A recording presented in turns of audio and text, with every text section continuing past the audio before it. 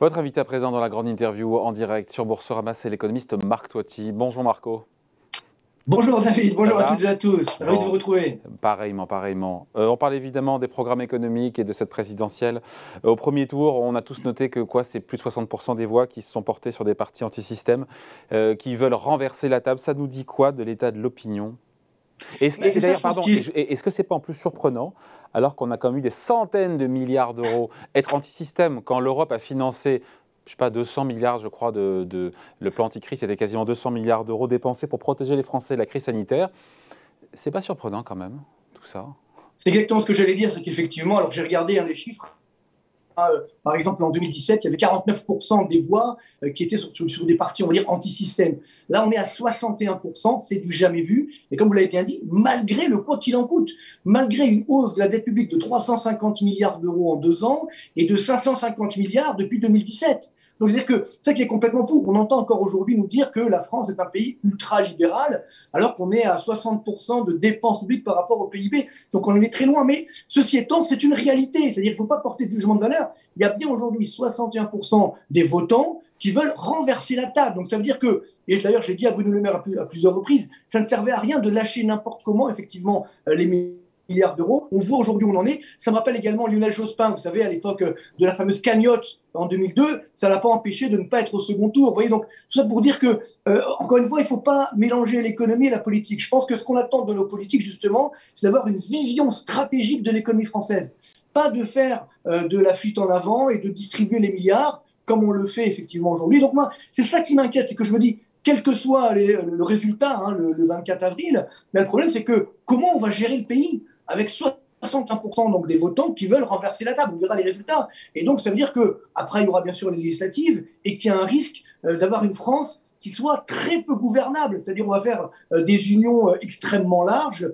Et donc, à partir de là, quand on voit aujourd'hui, par exemple, Emmanuel Macron veut revenir sur la réforme sur la retraite, il fait de l'appel du pied à l'électorat de Mélenchon. Enfin, Mélenchon, il faut quand même le, c'est quand même l'URSS. Hein, donc tout ça veut dire que, attention, aujourd'hui, on a une situation, je pense, extrêmement dangereuse. Et tout ça, pour moi, la raison, elle est claire, c'est on n'a pas assez parlé aux Français. On ne parle pas, on ne dit pas la vérité. On est dans le déni de réalité permanent. Et Et on c'est le voit quoi, dans et les c'est quoi programmes la des vérité et la candidats. réalité alors qu'on nous a pas dite?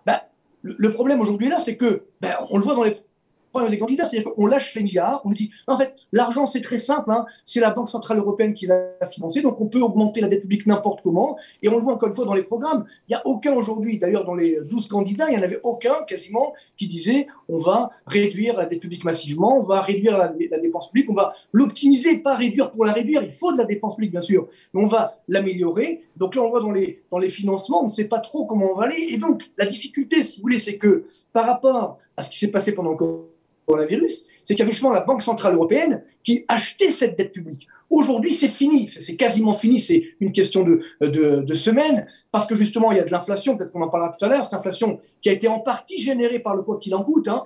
N'oublions pas que l'inflation, elle est arrivée avant la guerre en Ukraine. Bien sûr, c'est venu mettre de l'huile sur le feu, mais néanmoins, l'inflation était déjà énorme. J'ai dit notamment sur votre antenne à plusieurs reprises, on brillait au nez à l'époque, et c'est vrai que l'inflation était déjà là. On n'a pas voulu la voir. On a là aussi fait un déni de réalité, y compris de la part de la Banque centrale européenne, sauf que maintenant l'inflation, elle est là, et donc on va devoir arrêter la planche à billets. Et donc, c'est ce qui fait que cette dette publique va devenir extrêmement coûteuse. Et on le voit, je crois que c'est le sujet d'après tout à l'heure, mais néanmoins, on le voit, les taux d'intérêt augmentent très fortement. On est à 1,3% sur le taux 10 ans Oui. français, donc on est sur des plus hauts depuis septembre 2014.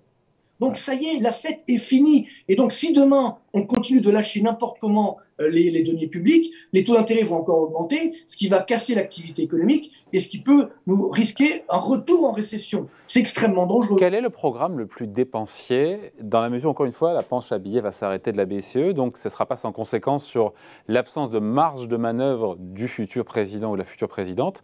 Donc, quel est le programme le plus dépensier? Alors, En- c'est vrai que pour le moment, enfin, a priori, parce qu'encore une fois, les promesses n'engagent que ceux qui croient. C'est vrai que Non, toutes mais les si on prend mesures en mots, si on prend en mots les Oui, oui, tout à programmes. fait. Je vais répondre à la question. Toutes les mesures de Marine Le Pen, effectivement, on est autour des, je dirais, à peu près entre 50 et 100 milliards d'euros. Hein, c'est l'estimation d'Estime Montaigne sur 100 milliards d'euros. Je pense qu'on est plutôt autour des 50 milliards. Mais si on regarde le programme d'Emmanuel Macron, là aussi, on est autour des 20 à 30 milliards. Donc, il n'y a pas tellement d'écart. Ça qui est très surprenant, c'est que finalement, les deux candidats sont très larges. Alors, bien sûr, on compte sur un rebond de la croissance qui viendrait financer ces déficits publics. Ça, c'est toujours le même scénario. Sauf que si les taux d'intérêt augmentent, il n'y aura pas de rebond de la croissance. Donc, les deux programmes, pardon, juste Marc, les deux programmes sont dépensiers. Mais l'un est un peu plus dépensier que l'autre quand même, parce qu'en 20 ou 30 milliards, 50 ou 100 milliards, c'est pas tout à fait les mêmes ordres de grandeur hein, quand même. Non, mais c'est clair qu'aujourd'hui, 100 milliards, c'est un petit peu élevé, je pense, comme de Marine Le Pen. Je pense qu'on sera plus autour des 60 milliards, c'est les estimations que j'ai faites.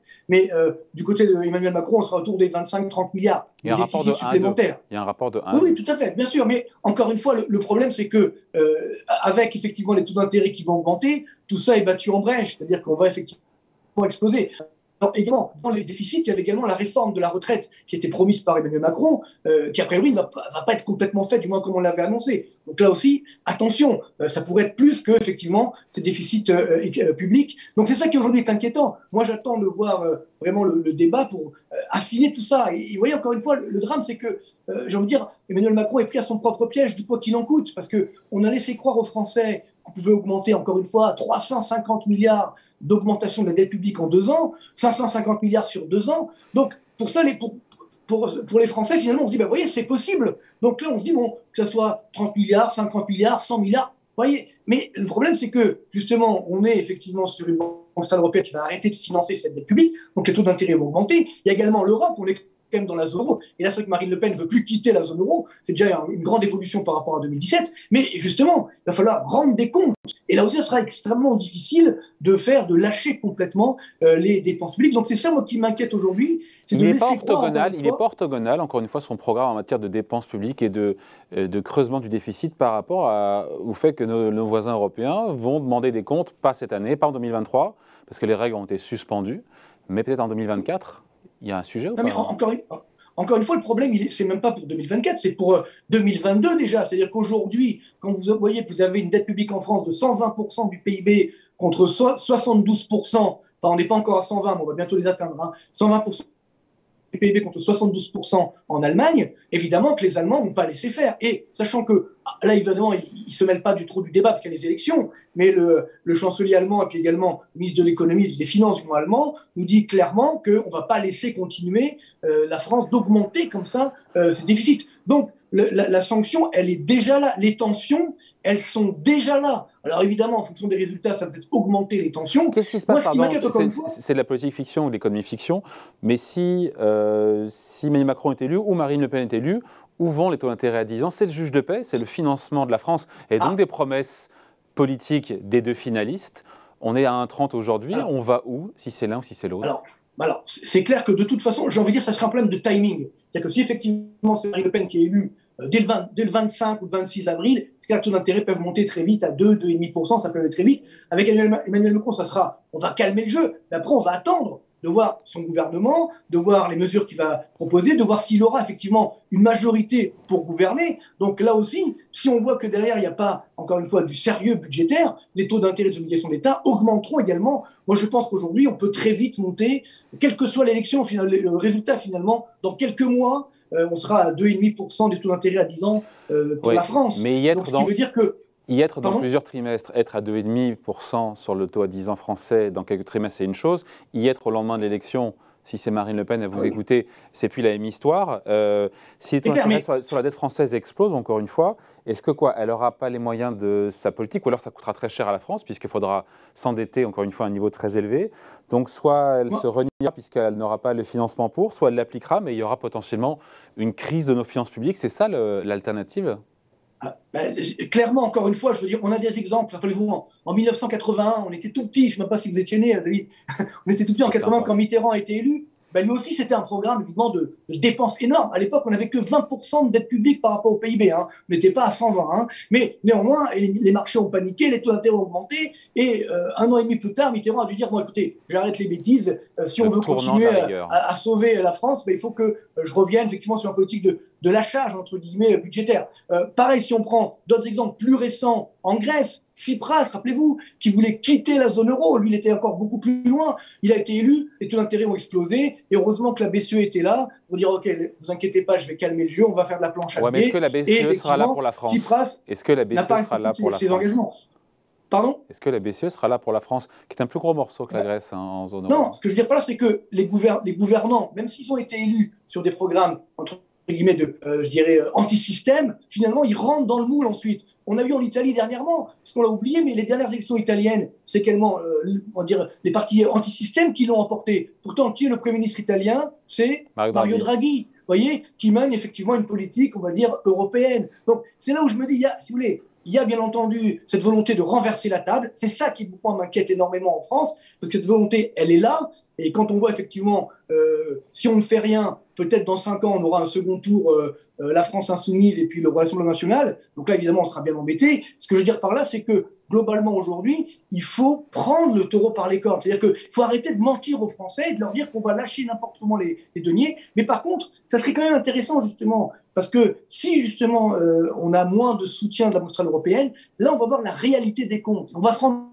compte qu'en fait, on ne peut pas faire n'importe quoi. Pas seulement pour les générations à venir, mais même pour notre génération. Parce que l'argent, il faudrait bien le trouver quelque part, ce qui veut dire qu'on va réaugmenter les impôts, notamment sur l'épargne. Et ça, je le dis aux épargnants, faites attention, c'est le grand danger sur notre épargne, c'est que les impôts augmentent sur notre épargne, quelle que soit l'issue du scrutin du 24 avril, donc dans quelques années, ça c'est le grand danger. Et parallèlement, les taux d'intérêt, effectivement, augmenteront, ce qui cassera la croissance, et ça nous coûtera non pas à nos enfants, mais à nous-mêmes. Donc, moi, j'appelle de mes voeux depuis des années aujourd'hui, il faut qu'on soit responsable. Il faut qu'on responsabilise les Français, qu'on dise effectivement la vérité des chiffres, qu'on arrête de mentir. Et donc, à partir de là, on pourra prendre les bonnes mesures.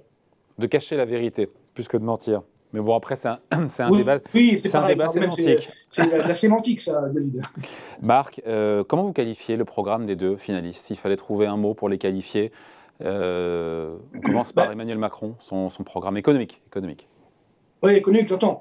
Bon, finalement, c'est vrai que ça. Alors, c'est vrai que j'ai oublié de dire un truc important, c'est que dans les deux cas, c'est vrai qu'ils veulent baisser les impôts, que ce soit Marine Le Pen ou Emmanuel Macron. Ça, c'est plutôt une bonne nouvelle. Forcément, comme les numéro 1 de la planète des impôts, c'est plutôt une bonne nouvelle de baisser les impôts. Après, le problème, c'est effectivement le financement. Donc, j'ai envie de dire, pour le programme d'Emmanuel Macron, c'est la continuité, bien entendu, avec peut-être quelques réformes supplémentaires, mais j'en doute, parce que s'il n'a pas la majorité à l'Assemblée, ce sera très compliqué. Et pour Marine Le Pen, j'ai envie de dire, simplement, c'est augmenter encore la dette publique sans compter. Donc c'est le quoi qu'il en coûte qui continue. Donc finalement, c'est ça qui est très surprenant. Il n'y a pas tellement d'écart. Moi, c'est ça qui aujourd'hui me dérange un petit peu, parce que justement, on a peur de dire la réalité aux Français et de dire finalement, si aujourd'hui, encore une fois, on réduit cette dette publique, à ce moment-là, on va se tourner vers le candidat qui va dire non, moi, je vais l'augmenter. Sauf qu'à la fin, vous savez, on connaît l'histoire. Celui qui paye, c'est toujours le même, c'est-à-dire le contribuable. Et donc, c'est ça qui est dramatique. C'est les Français qui payeront justement ce manque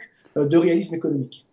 Ouais. Ok. Et sur l'Europe, le fait qu'on va potentiellement bras de fer sur beaucoup de sujets avec l'Union européenne, si Marine Le Pen est élue, c'est pas un sujet qui vous effraie plus que ça?